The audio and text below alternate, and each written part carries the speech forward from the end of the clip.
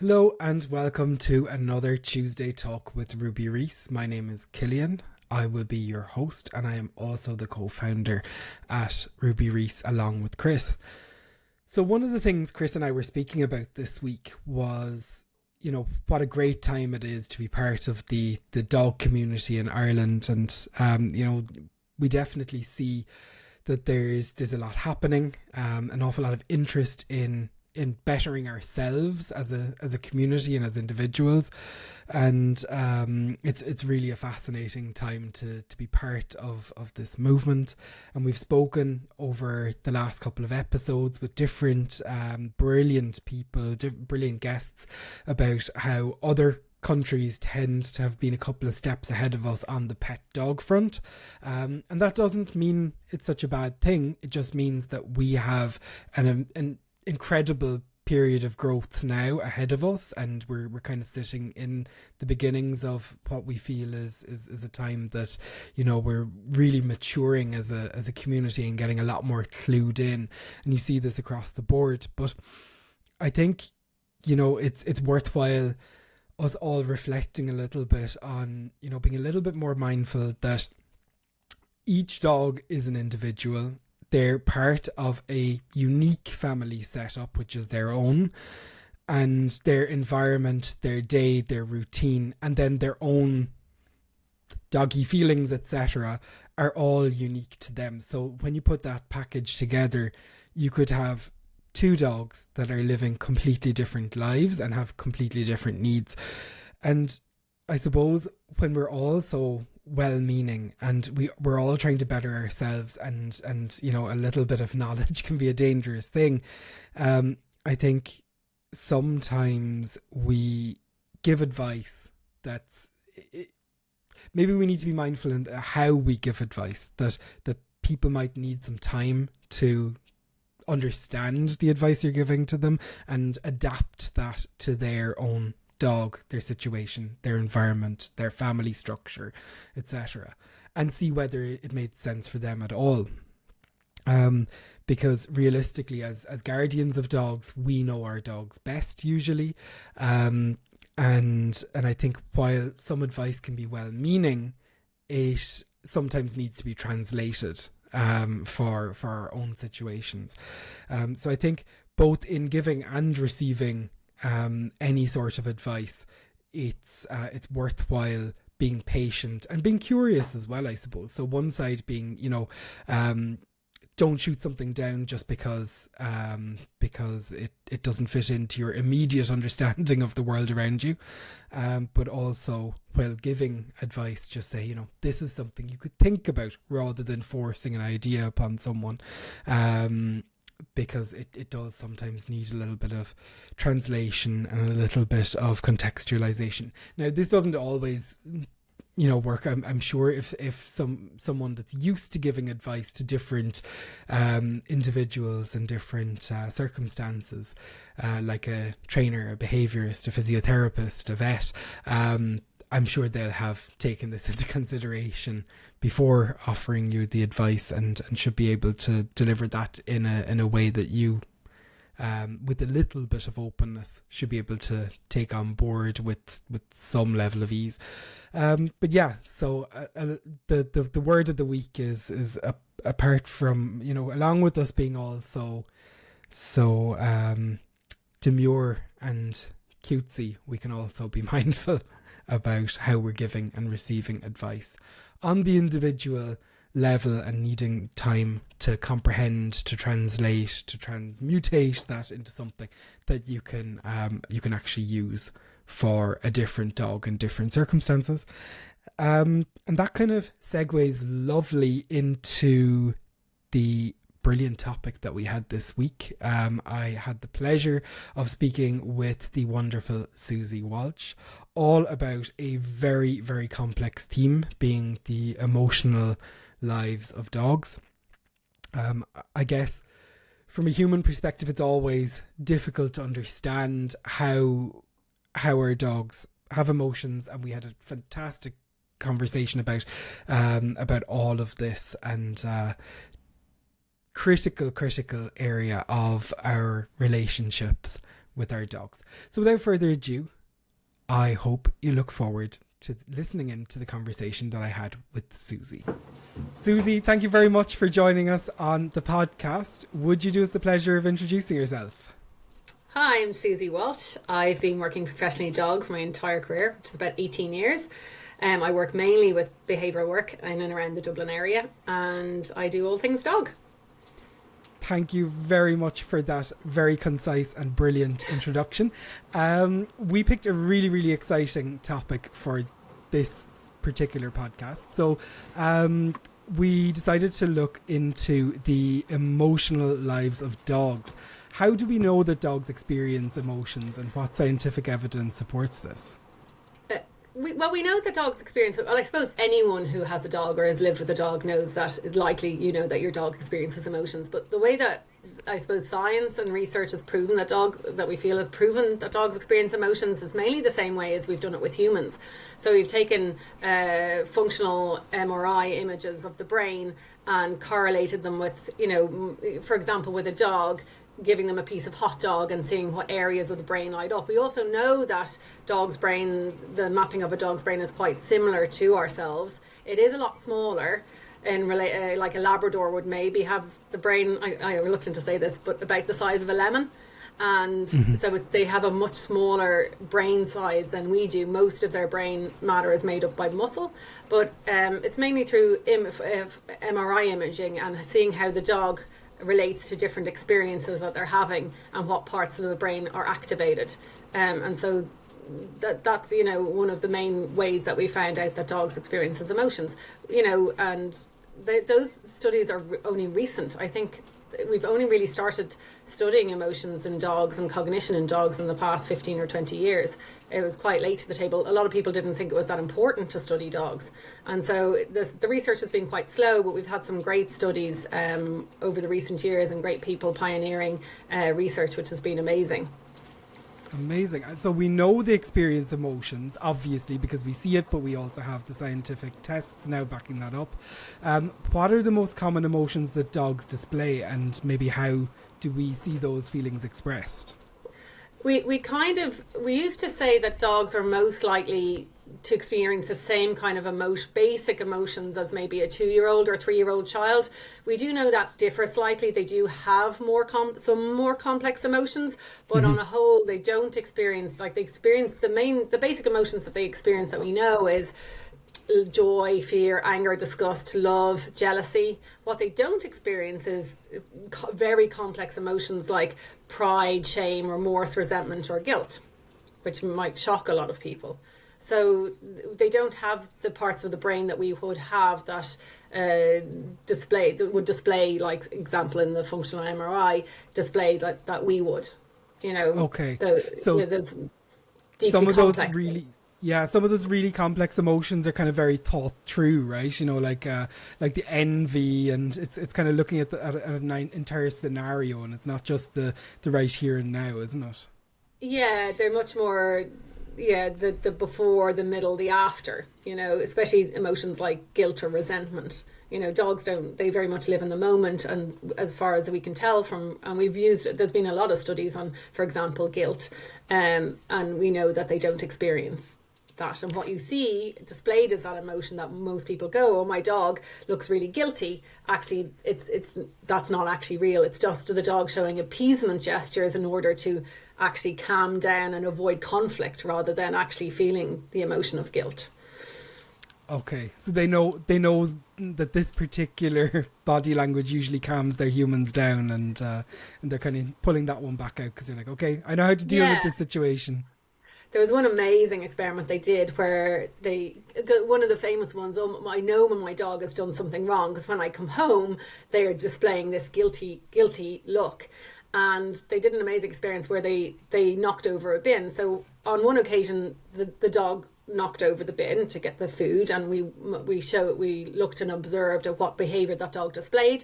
In the second experiment, it was the researcher that knocked over the bin, but the owner was unaware of this. But the dog, showed and displayed the same emotions regardless or not whether they knocked over the bin. So dogs tend to have an association that the owner, with the rubbish on the floor, something bad is going to happen, even before the owner might see the rubbish on the floor. So the dog has learned historically that that's a bad thing to happen. Also, that's how we know they don't experience remorse, because even if a dog does knock over a bin and raids the bin, it doesn't necessarily, and we give out to them or scold them, it doesn't mean that they don't do it a second time or a third time or a fourth time or fifth time, and so on and so forth. So those kind of bits of research are really interesting. Definitely. And I suppose we can be very good at detecting some of the dog's body language. We can also be quite bad at detecting body language from our dogs and understanding, comprehending what they're trying to tell us, right? The wagging tail being a big example here. Yeah, those are, famous, that we tend to put our own, I suppose it's the spotlight effect. We're only very capable a lot of the time of thinking of ourselves. And so we tend to put emotions that we see onto the dog, when actually, in fact, it's not the case at all, such as wagging tail. There's plenty of people that have been bitten by a dog with a wagging tail, and it's not quite as just straightforward as a dog wagging tail means I'm a happy dog. It's far more complex than that. You kind of have to look at the whole dog. But we tend to not do that very regularly. Yeah, and we even notice that a lot with Ruby, because being a Frenchie, she has a teeny tiny short tail, genetically so, and so because of that, she doesn't really necessarily have a whole lot of expression through her wagging tail, but just because nobody can read it. So she's a lot more with her face and the rest of her body, and even wagging her bum, her whole kind of back half of her body tends to be a lot more expressive. Then I suppose that's her making up for that, or maybe it's because we're more tuned in to looking out for the rest of her body language as well. And you're probably better at reading her body language because you're not reliant on the tail movements, which is probably a positive thing in a way. Yeah, exactly. And I suppose going back to it as well about, how the difference between dogs and humans then. So, what are the significant differences in the way we experience emotions and the way dogs might experience emotions? Well, the funny thing is we can't really even say how each other experiences emotions. We all experience emotions in a different way. We all react to emotions in a different way as well. What I experience as love or grief or jealousy or anger might be completely different to the way you experience it. So even as that, emotions are a very individual thing. So even seeing it or perceiving that in dogs. Now, one of the great studies they did was to see, could the dog experience, for example, the emotion that we all want to know, do our dogs love us? So that's a lovely one to look at, because that's something that's very hard to describe as a human, let alone know if our dog experiences that. So what they did was they watched a dog and measured the dog's oxytocin levels in their urine when they were being fed things that the dog liked, or games they liked playing, or pieces of chicken and hot dog and things like that. And then they compared it to what happens when a dog is absent from their person or their favorite people, and then they see them again, and then they measured the oxytocin level in the urine after that interaction, and they showed that the hormone we know as oxytocin is responsible for a lot of the emotions that we have, including love. So they noticed they were quite similar. So I don't know if that means that your dog loves you as much as a hot dog, or your dog loves you equally. I don't know if it's the same thing, but we would describe that as the dog being able to experience love with an attachment for people. Mm-hmm. And I go ahead. Sorry, I was just going to say it was totally different with that of a stranger. They compared the readings with that of when your dog was interacting with a new person, and it wasn't quite the same. And I suppose anyone that's listening in presumably has a dog or will have had experience with being around dogs will definitely know that that dogs experience really strong emotions around us, regardless of whether we put, like you say, a label on it saying it's whether it's love or endearment or excitement or whatever. But they definitely do go crazy around certain people, definitely the people that they consider their humans, but also even people that they find really, really fun in their lives. Certain friends groups call over to the house, or certain family members that the dog just really loves interacting with. You can definitely tell the difference in their behaviours, can't you? Oh, absolutely. Yeah, absolutely. Totally different. And it's wonderful when you can build up a bond with a dog, and then the second time around or the third time around they meet you, their behavior, they remember that affection. Even if you haven't seen a dog, and people often ask, well, do they remember, people, and they remember experiences, and they remember things, and of course they do. I would have dogs that I worked with years ago, and they absolutely remember you. They absolutely have that recognition and that the same emotional response when they see you from being absent for a long period of time. Definitely, we see it all the time with Ruby. Like, she's more rough and tumble with some people from very early on in the interaction of seeing them again, because she just knows, oh, this is how I play with this person. Whereas others, she'll be kind of swooning up to them and rubbing their knee and stuff and hoping for those light head scratches, head massages. So it's they definitely do have some sort of a memory on their kind of emotional interactions with us. And talking about, I suppose, on an individual level, it's easy to say that they're all different, all dogs are different.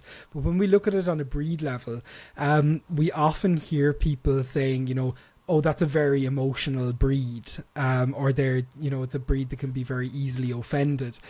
Do we see that certain breeds are more, emotionally expressive or more emotionally sensitive than others? Absolutely, yeah. There's obviously individual characteristics, but those Of dogs course. that were generally bred to spend a lot of time interacting and working with people, the less independent breeds definitely would express more emotional ranges and stronger emotional reactions than those who are more independent, as a rule. Yeah, for sure. Now, obviously, you'll get anomalies outside of that, but yeah, absolutely, you get dogs that are much more attached, like a Cavalier King Charles, one of the only breeds that was ever bred solely as a companion dog. They definitely are more expressive and show, I suppose, stronger ranges of emotions than other breeds who would be quite stoic, like an Akita. Mm-hmm. Yeah. And then, moving on then, I suppose, from nature more towards nurture, then what role does the dog's upbringing and their environment play in shaping their emotions?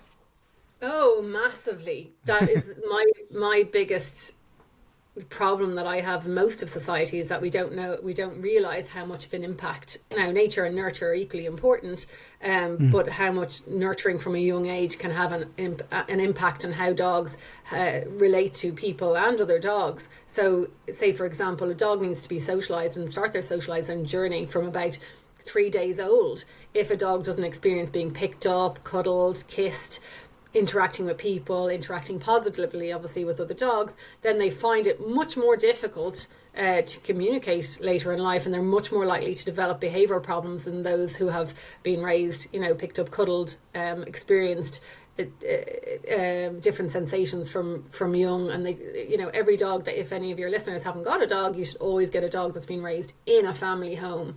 And in a family environment. If you expect your dog to be a pet and live in a family home, don't raise them like livestock.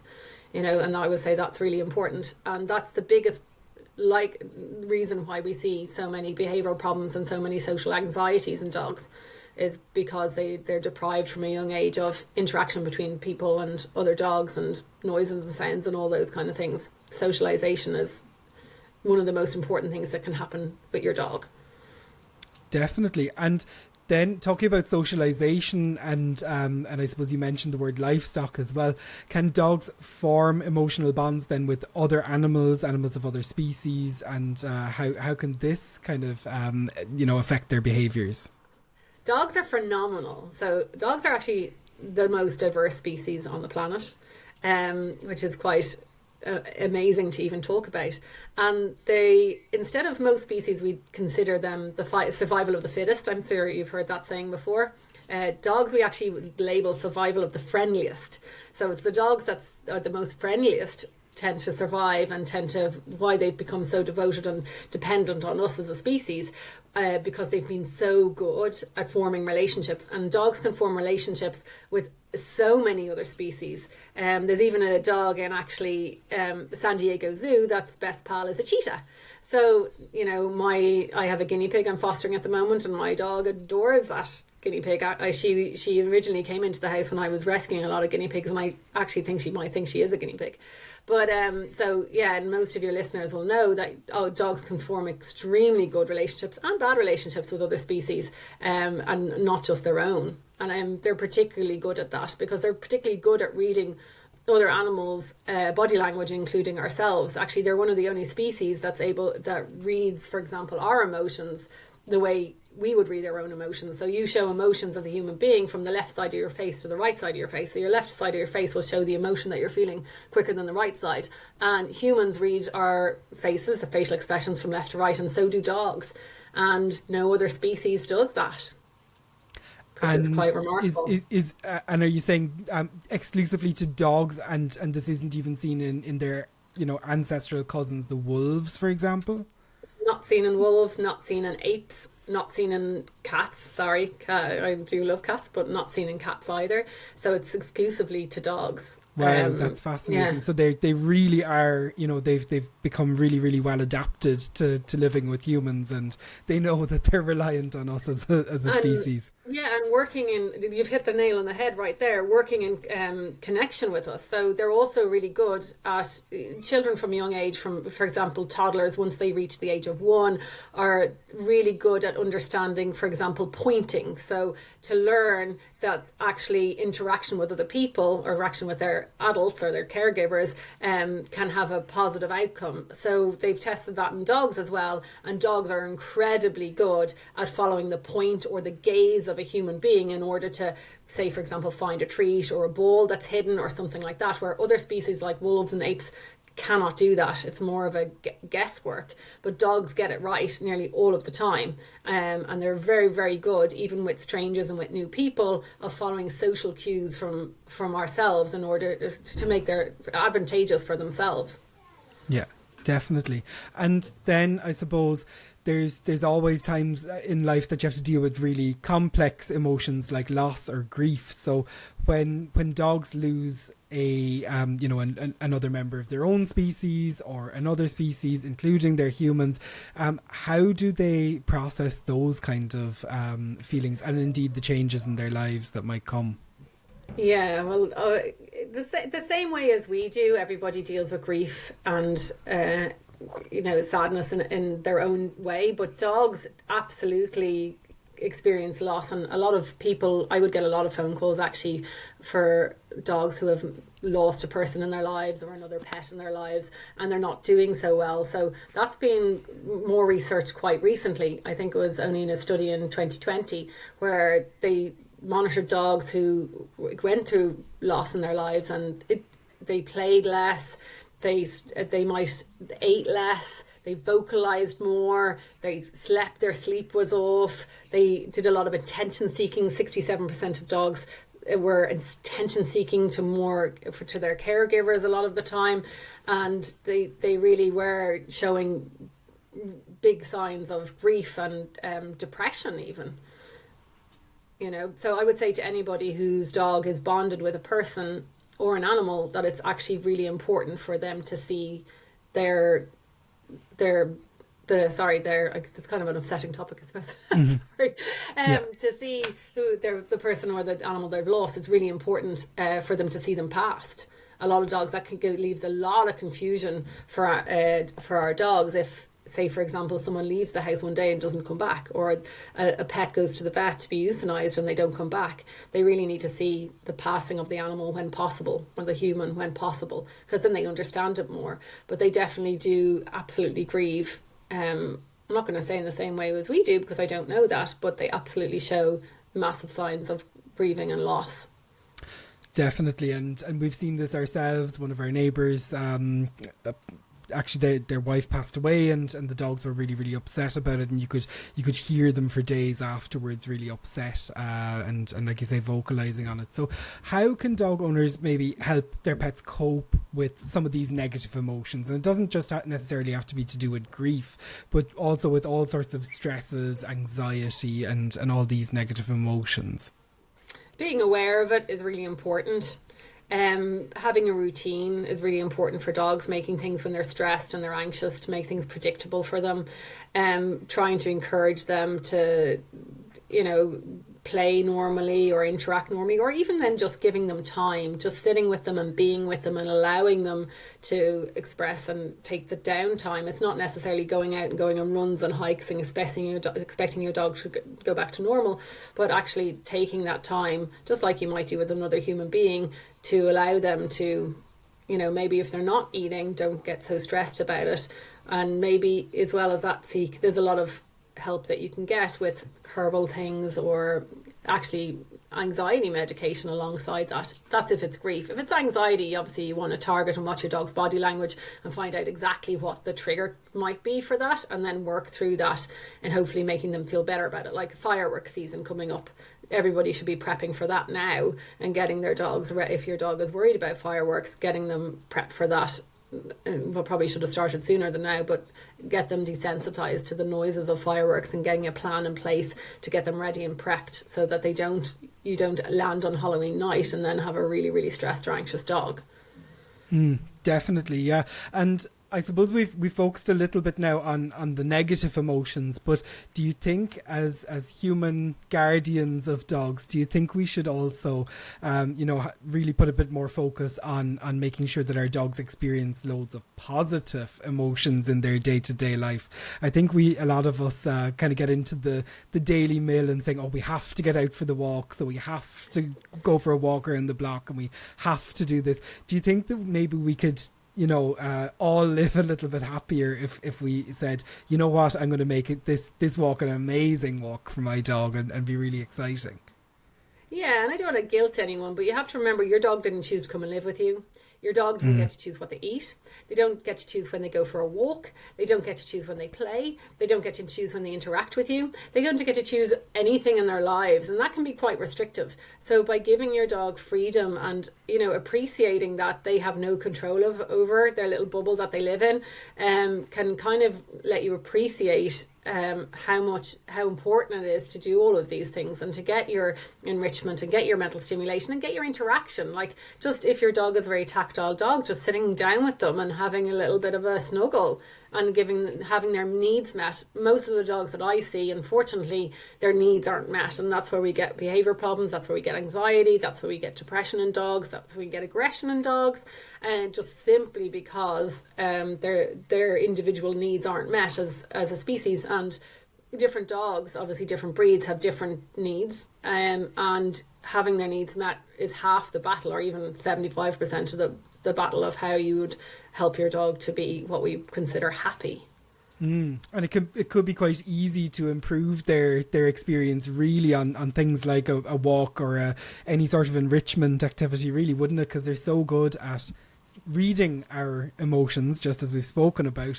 So even if we change our attitude a little bit and say, rather than saying, oh, we have to go out for a walk in the drizzle, if you say, it's Ireland, we'll go out and we'll have a bit of crack, this is going to be a great adventure, let's do this together, your dog is going to pick up on that cue and enjoy the walk potentially a lot more, right? Yeah, absolutely, 100%. And they can pick up on our emotions really quickly, and they know quite quickly when you're not feeling the best yourself. But yeah, and it's so important to make your dog's day a little bit more special, and just try and sometimes it can be tedious even for me, but they're so dependent on us, that you're really all they have, and their whole world revolves around you. So even doing those little things, little training exercises, little games, just taking a little bit of time out with your dog. And remember, dogs sleep like 16 plus hours a day. That's a lot of sleeping time. So they're not awake for a huge amount of the time. Just make it as special as you can be. And there's loads of things and tools online. There's loads of little plans of 100 days of enrichment that you can pick and choose from. Maybe your dog likes something, maybe they don't. It's about trial and error and finding something that your dog specifically, whether it's breed specific or your particular individual dog likes, and incorporating that. I try to do that especially on a walk, because you're on a walk anyway. So, and your dog would like to get out for a walk, and getting out for a walk is good for you as well, even though some of us are like, oh God, you might dread it. But trying to make it less just monotonous and boring. And any of the games that you play in your walk, especially any enrichment games or find it games or anything, or playing with your dog, forms such a good relationship of trust which is so the basis for any good relationship. And, you know, fun. If you're not fun with your dog, why is your dog going to want to hang around then? And people often are confused why their dog doesn't come back when they're off the lead, or they react aggressively, maybe if they're nervous, if they see another dog, or it's because, you know, you're part of that is because your relationship might be a little bit broken, you know, because they don't look to you to help them or for safety, and you haven't been fun in the past, so being off the lead and going exploring a tree is more entertaining than you. So you kind of have to put a little bit of effort in, and sometimes that can be hard to do, but it doesn't have to be complicated. You have to remember they don't need these complicated elaborate games. Just even calling your dog's name, or as you're walking down the road, make a sound and toss a treat for them to smell and find. That's such a great activity, and it doesn't take a lot of effort. Yeah, a little goes a long way. I'm training 6 dogs at the moment for one particular family, and I'm playing a lot of hide and seek with them, and they love it because they're all hunting type dogs, and they love, instead of hunting cats and deer, they are now hunting me, which is and I have to say I'm getting great enjoyment out of making it harder and harder for them to find me, because it is harder and harder for me to hide on them, because they're getting so good at just sticking by my side. Yeah, they're getting really good at it really fast. And I get, okay, you might look a bit crazy in the park, but it's such a fun game to play with your dog. We all look a bit crazy from time to time. You don't even need any treats, because you're the treat after they find you. So it's simple things like that. It's just trying to think of little things that might be fun for them to do. Exactly, mixing it up and giving them a bit of attention from time to time goes an awful long way. And when we're looking at emotions, I'm sure there's loads of misconceptions and wives' tales out there. So what are there any particular misconceptions that you'd like to dispel about the emotional lives of dogs? This I could talk about for an hour, but because there's so many. Like there's the fact that my dog is aggressive, or my dog is a bad dog, or, you know, I'm not going to go into that. But my biggest one is that I spoilt my dog, that my dog is spoiled, and that's why they have a behaviour problem. And we've researched dating back to 1992 that shows that that's actually not the case, and that a dog, they compared dogs, and hundreds of dogs, and to those that we perceive as being spoiled, and those that are not spoiled, and the ones that were spoiled were no more likely to show behaviour problems than those who weren't. So a lot of the time I'll have people who said, oh, my dog is barking and lunging on the lead, I think that's because he sleeps in my bed. And I'm get really puzzled. I'm like, because they feel that they've caused this by being nice or kind to their dog. And I can assure all of your listeners, you can never go wrong with being kind, and spoiling your dog will never create a behaviour problem that's rooted in anxiety, frustration, or in any kind of discomfort. So those things, they can't work. Happiness and fear are emotions that can't really work hand in hand. They don't work very well together. So spoiling your dog is a myth. And you have to have an awareness of spoiling in order to be spoiled and to show behaviour problems as a result of that. And that's not really the case with dogs, because they don't have the awareness that they're being spoiled or not, because they have nothing to compare it to. True. Yeah, definitely. It's so exciting, all of this insights into the emotional side of things with dogs. And I suppose you've mentioned a lot of research, but what ongoing research now, and what new discoveries are being made? What's exciting and what's happening in this area right now before we finish up? Yeah, well, there's so many studies I could go into, and there's so much exciting research. Not enough. There's never enough on dogs, considering they play such a huge part of our own lives.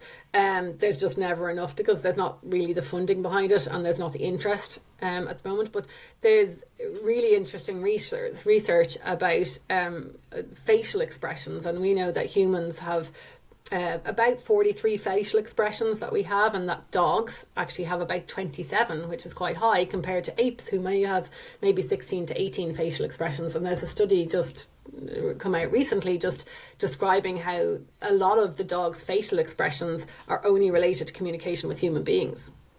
Mm-hmm. And they don't use those with their own species. And I find that pretty fascinating. It is fascinating, yeah. So what domestication has done, yeah. And selective breeding, and they have a whole language that they use with us that's totally not necessary. Now cats are a little bit similar, but they use just for us in communicating with humans, they don't use with their own species, which is just blows my mind. Absolutely fascinating. Imagine if we did the same. Imagine if we had a whole language that we used only with dogs and not with each other. Now I know a lot of people will be saying, well, I go, oh, my lovely puppy, and they'd never do that to a human. But, that's not really what I was talking about, I know. I was going to say this language is definitely developing in some corners of Ireland. But I think dogs have it down, and we don't give them credit enough for how much they manipulate us in such a positive way. Yeah, no, absolutely. And they're the master manipulators. They're so good, and that's why they have developed an extra eyelid or a sclera in their eye, so we can see the whites of their eyes, and that's evolved over hundreds of years or thousands of years, and that's just for the purpose of communicating with human beings. So it's amazing puppy dog eyes. Yeah, really. So that's we're two species that have chosen each other well and truly. Yeah. And we live in, mostly, we like to think, harmony, but definitely it's a mutual relationship that we definitely get something. Just like us, there's a lot of research into what human beings get from dogs, and obviously you probably know that already, and most of your listeners will know, by just petting a dog, it lowers our heart rate, and you just live longer and sleep better with having a dog in your life. You have less allergies. You have our lives are a lot of the time only enhanced by the presence of having a canine companion. Oh, definitely. Brilliant. Thank you so much, Suzi, for coming on and exploring this really, really exciting topic. It's always a pleasure speaking with you. Thank you so much for coming on and sharing. Thank you for having me. Thanks a million. Thank you. And once again, a huge thank you to Suzi Walsh for joining us this week on the podcast.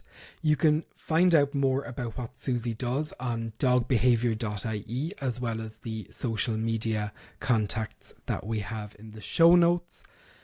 Feel free to reach out to Suzi about any questions that you have. If she's not able to fit you in with an appointment, she has let us know that she will also be happy to point people in the right direction and find a professional that's suitable for whatever you are looking for. Equally, you can head on over to ruby-reese.com if you'd like to support us as a small Irish business. We would really appreciate it. Over on the website, you can also find lots of free resources, such as the results to our Big Irish Dog Survey and our blog posts and archives. And one other thing that would really, really help us out, if you're not already following or subscribed to this podcast wherever you're listening to it, please do so. It helps us get in front of many more people that might be interested in listening. Otherwise, we will be delighted to see you once again next Tuesday for another podcast. Thank you very much and have a great week.